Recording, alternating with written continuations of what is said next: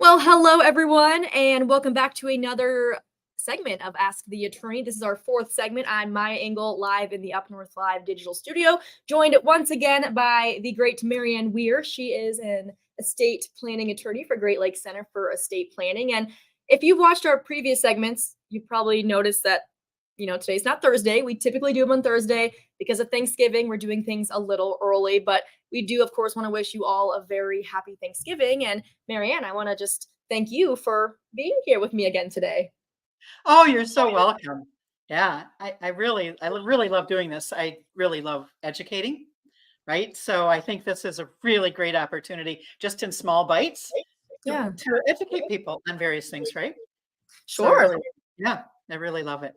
Um, so you mentioned Thanksgiving. Thanksgiving is my absolute favorite holiday of Me the too. year. Yours Me, too? yes. That's so cool. It's like there's no pressure.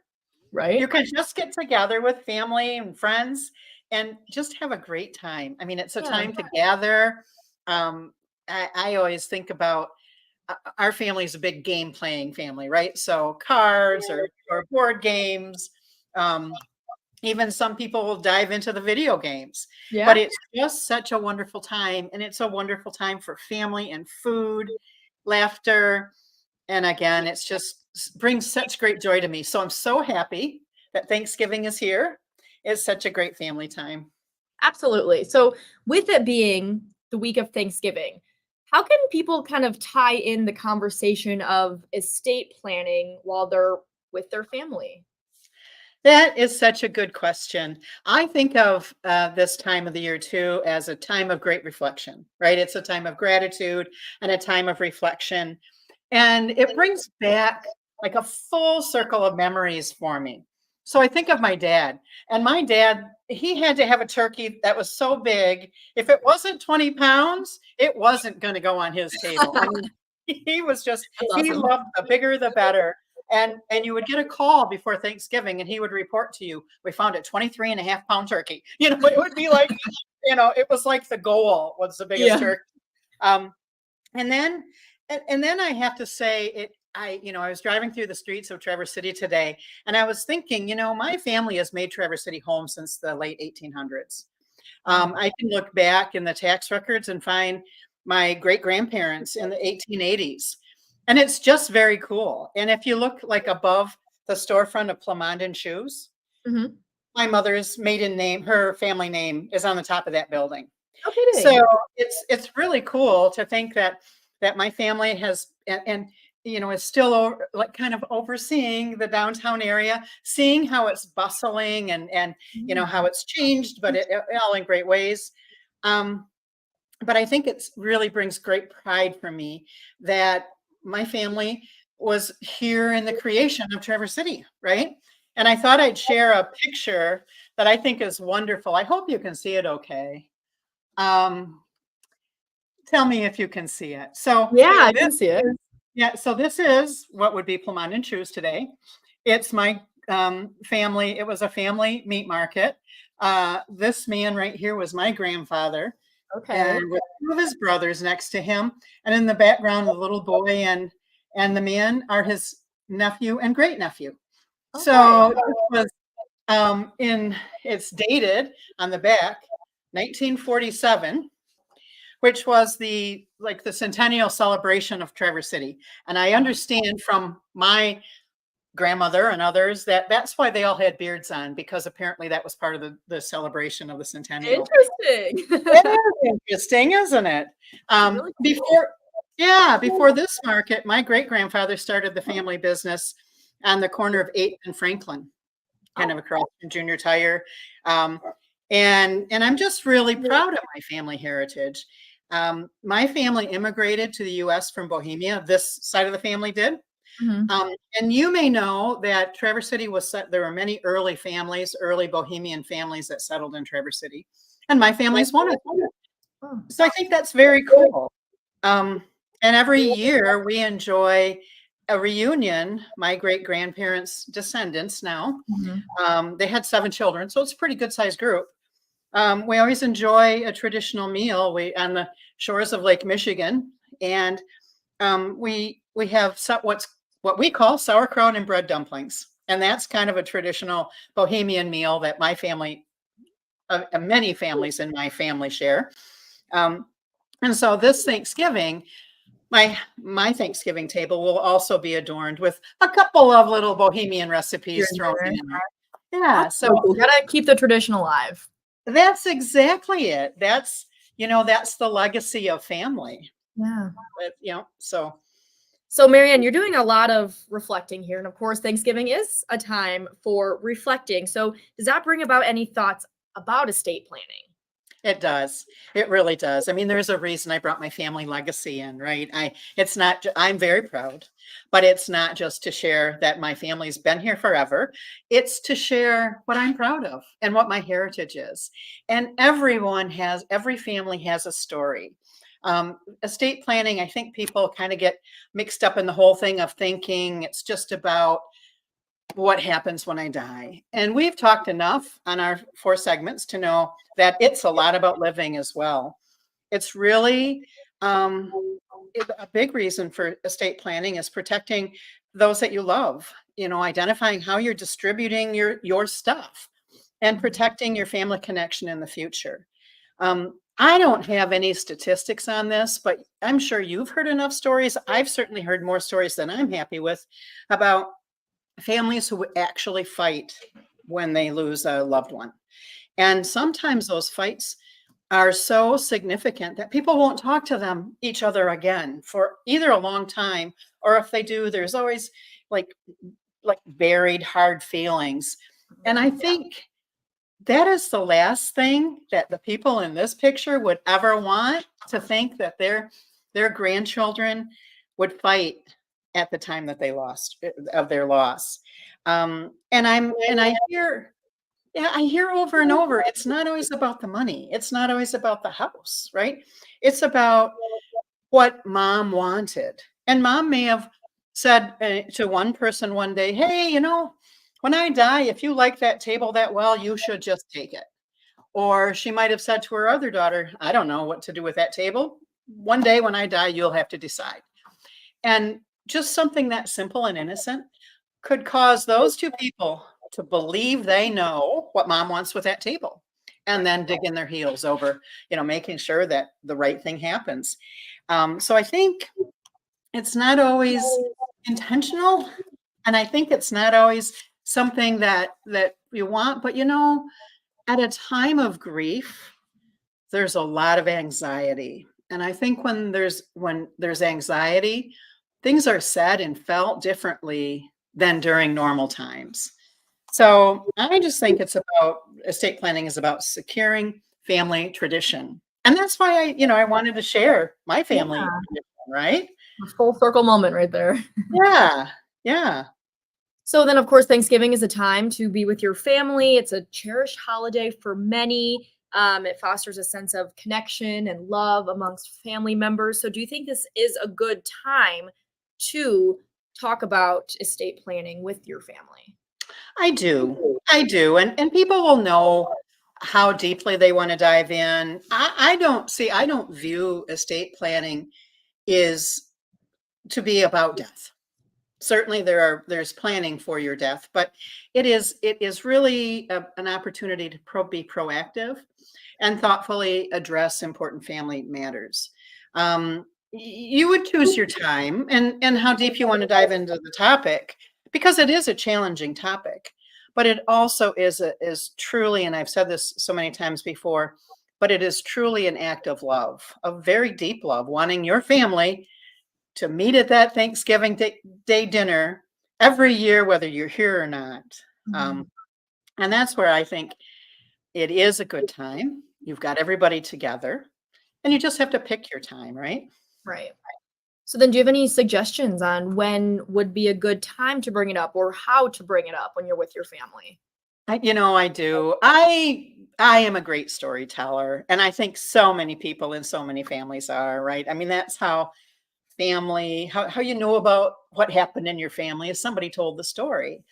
And I think that, to share stories about your family traditions, successes, challenges, what makes you happy, and the significance that you see in planning for the future, I think is a great way to start, even if it's like the story I told in the beginning, right? I'm really proud of that. And I would want my grandson and his children, I want everybody to know, as to go forward.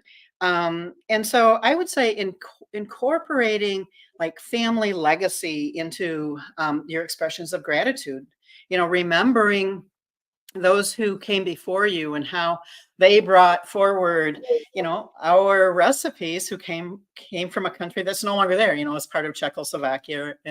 But it's this thing of acknowledging the contributions of previous generations and discussing your interest in preserving and enhancing legacy in future generations. And I think that's a little easier way of breaking into the topic, like, hey, I love life and I love you, and I want you to continue enjoying life and love everything that I've taught you.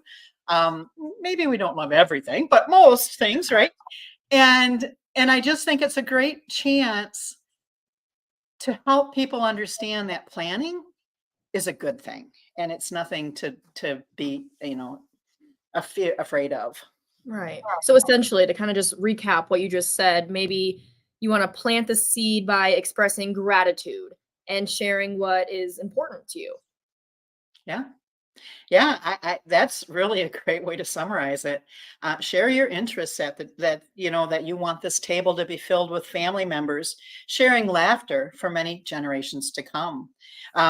These multi-generational moments are priceless, absolutely priceless. And when you're in them, in the moment, sometimes it's easy to forget. Because it just feels like Thanksgiving and everybody gets together, right? But remind your loved ones just to soak up the moments. Take time to watch the Lions. I know the Lions are a big part of my family legacy as well. My father was a Lions fan. The grandpa that I just showed you a picture of was a Packers fan, and they always played on Thanksgiving. So that was kind of the fun. Conflict in the family there. Exactly. They loved each other dearly. But on that day, they were definitely adversaries for a while. But enjoy, playing Scrabble, other board games, card games, video games. Enjoy the conversation and the laughter. It seems like at some moment during every celebration, things get so loud, you feel like you have to be yelling over them.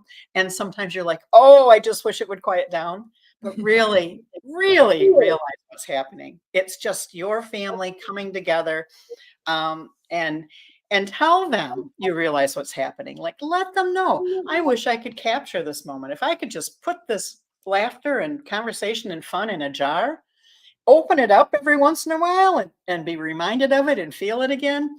That's what I want. And just, if you help people realize there's nothing more precious than this moment, and there's nothing more precious than continuing these moments, and how important it is to you that those moments continue, I think is a really, really good way of expressing gratitude, bringing it around to family, because estate planning is about families. I mean, you can't, it's really the basis, and that's what I would do.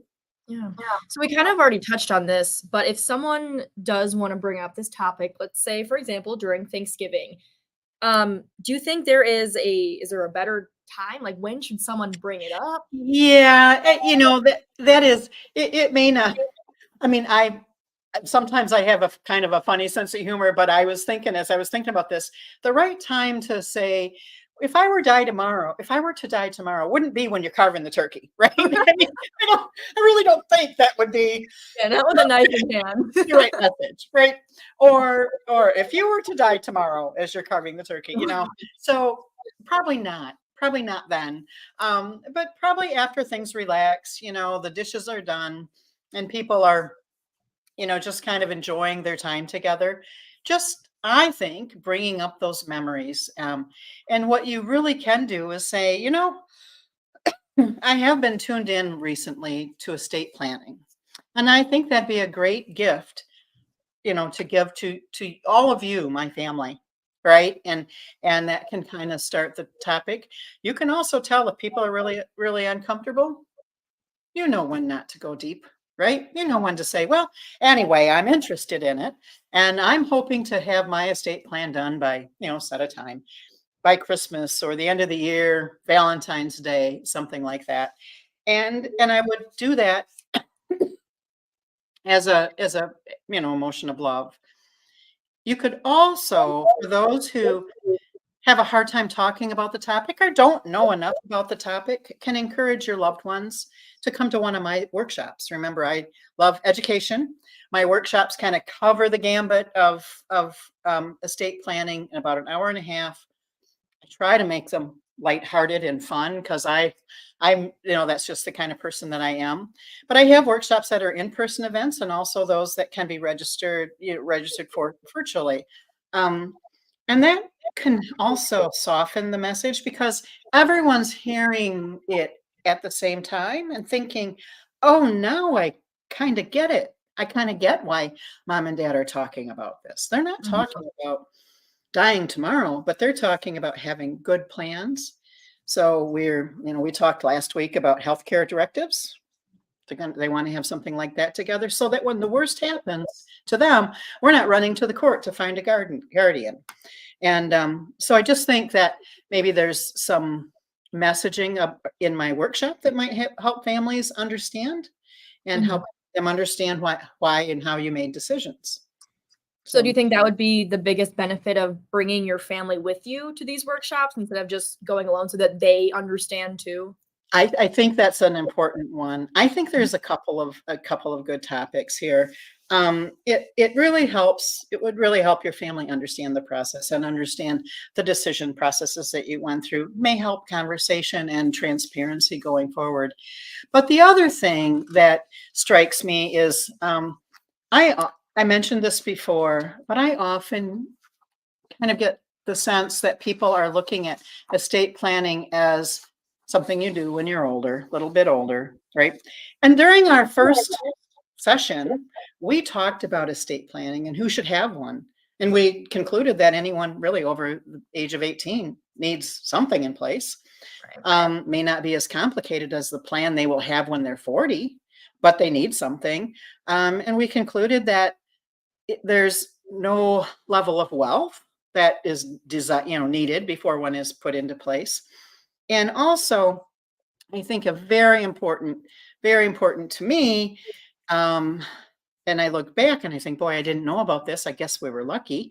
But is if something horrible happens, and I've talked about a friend of mine she and her husband perished at the same time. Now, the odds of that happening are so low, but at least if you have a estate plan, you will have identified the guardians that you want for your children if the worst happens, and they won't be left to the court for the court to appoint, and it won't be left to family to argue. It just would make it smooth. And so, I think that encouraging your family and their families, their wives and husbands to join in a workshop would help educate them without mom and dad being the educator, right? Because sometimes I think it's hard to um, absorb everything mom and dad are trying to teach you, right? Yeah. But so that's really why I think a workshop would be a good solution to not being able to talk about the topic very much or recognizing people in the kind of in your audience, in your living room are uncomfortable with the topic. But I think just kind of saying, well, mom and I are going to do it or dad and I are going to do it. And, there's these workshops. We really would love it if you would come and learn more.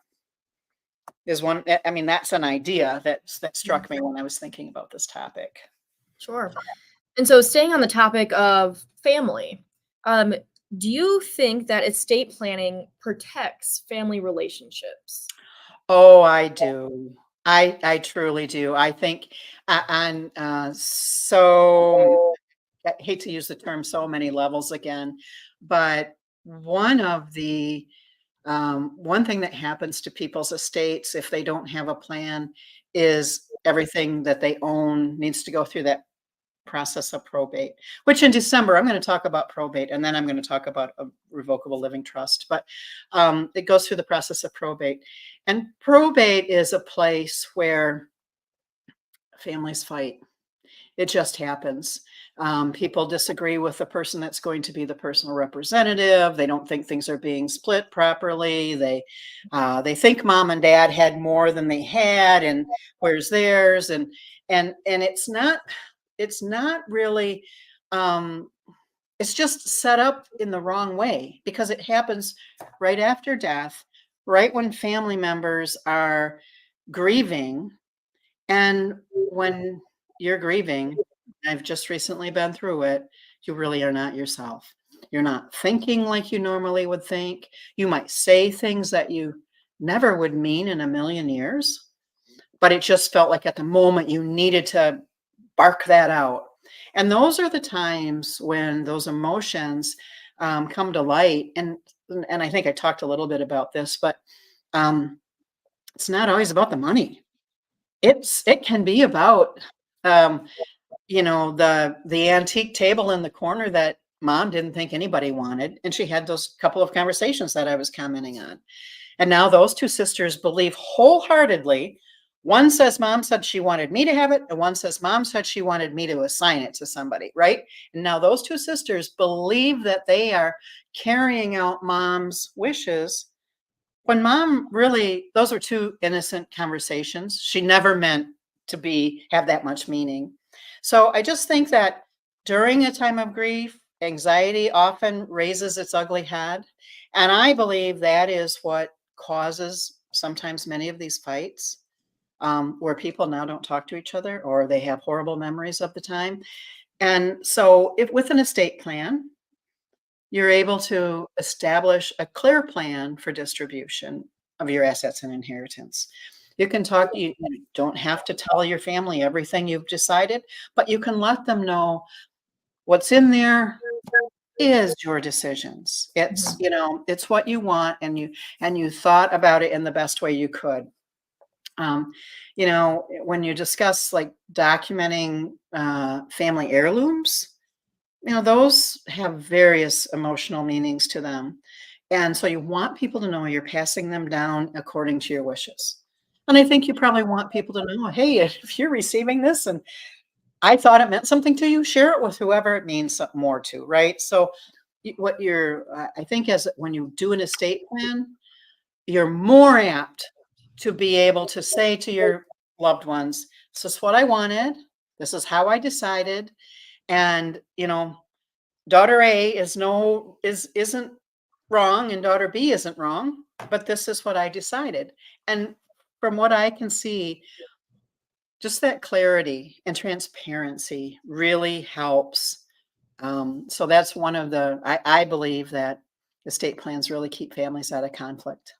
Sure. So then going off of that, do you have any other tips on how to avoid that conflict and how to protect those relationships?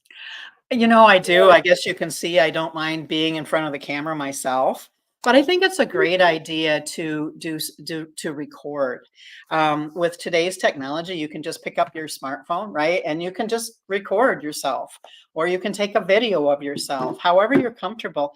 But you can communicate, through a video or a recording, yourself talking about what your hopes and dreams are for your family after you've gone. That you want them to still come together at Thanksgiving, that you want generations of your family to join together, and that you want them all to have loving memories of Turkey Day, that you want them to play board games or Uno or watch the Lions, whatever it is they want to do that makes them feel best. You want them to be a family going forward and for generations. And so you want them to know that you intended to foster a relationship through through the estate plan that you planned, versus create any kind of adversarial relationship. So those are some ideas. It doesn't have to be a recording. I mean, you can write a letter to your loved ones, right? Dear loved ones. However it is you feel like you want to express yourself, maybe a journal. But really helping them know who you are and what you are thinking, I think is very helpful. And at the end of the day, it sounds like the best thing that you can do to protect those relationships is get an estate plan. So you have it I believe all, it. Yep. all out Yep. there. Because if you don't, it's just hearsay, right? It's just what you thought mom wanted. This is what you thought mom wanted. The court's going to decide what's going to happen. Remember, we talked very early on that if you don't have a plan, the government has a plan for you. Yep. And they will give your stuff away. They will settle the arguments, not always in the right way, not always how you would have liked it. So I do believe that having an estate plan, it's not always the perfect solution. There still can be some arguments, but at least if you've been transparent and you've communicated, because I've seen the arguments more when people are surprised with what's in the plan. When they know what's in the plan, there's, they just know. And it really does help, I think, really helps keep families together and in the right sense. Because I don't think families really want to argue over it, but they get so emotional, right? At a time where there's high anxiety, it's just tough. Right. Well, Marianne, I want to switch gears a little bit here. We have a question from a viewer, Anne. She says, if we had a will done while living in Arizona and have moved back to Michigan, is our will still valid? I think that the will should be probably redone because the will is probably, and you could look at this, it's probably completed under the state law of Arizona, and it should be completed under the state law of Michigan. So I would suggest at least having a lawyer take a look at it and probably redo it.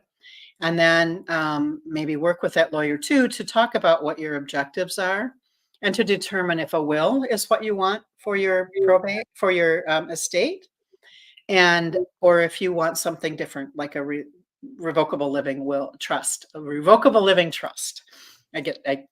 But so in December, I'm going to talk about probate quite a bit more because that is very often what estate plan, what people are thinking, I just want to avoid probate for my loved ones. Yeah. So we're going to talk about what that is and why you might want to avoid it. And then we're going to talk about the fact that a will does not avoid it. But there are features that you can put into play. So it's a pretty big topic, but if you meet with an estate planning attorney that can help you through options, and you choose the option that you want. If you're fine with a will, there's not a problem with that. You just know that it will be probated. So yeah, I would take it to a lawyer and ask him for some time. So Anne followed up and said, thank you. We will look for an attorney to go over it with us. Great. So, Great. Anne, thanks so much for that question. Marianne, thanks for answering that. And just a reminder for all you folks watching, if you do have any questions for Marianne, I know we're kind of running out of time here on this segment of Ask the Attorney, but typically every other Thursday, we hop on here for about a half hour and talk about estate planning and answer your questions. So if you have any questions for Marianne, you can email them to our newsroom, which that email is just newsroom@upnorthlive.com, and we will get to those next time. So the next time that we will be meeting, Marianne, looking at a calendar right now, will be, oh gosh, December 7th, right? Yeah. Yeah. Wow, that's Pretty kind of sure hard to I believe know. that it's December the next time we talk. I know. But yeah, so December 7th, and unless there's quite a lot of questions that change my goal, I'm that on December 7th, I'm going to talk about probate. So people might want to send in their questions about probate, about what it is, about whatever. But I'm going to talk about it so that people understand why you might want to avoid it or decide it's fine. Right. Yep. So anyway. Yeah, so that'll be the next time on Ask the Attorney. But for now, we are running out of time. So, Marianne, I want to thank you again for being here and for just being so wonderful and answering all these important questions and talking about a topic that is not always easy to talk about, but you're really giving some great advice. And I think you're making it a lot easier for people to feel comfortable about talking about estate planning. So, thank you so much for that. And thank you folks for watching, and we hope you all have a lovely Thanksgiving weekend and spend a lot of time with your family and just enjoy, and we will see you next time. Cherish those moments. So happy Thanksgiving, everyone. Bye-bye. Bye, Marianne.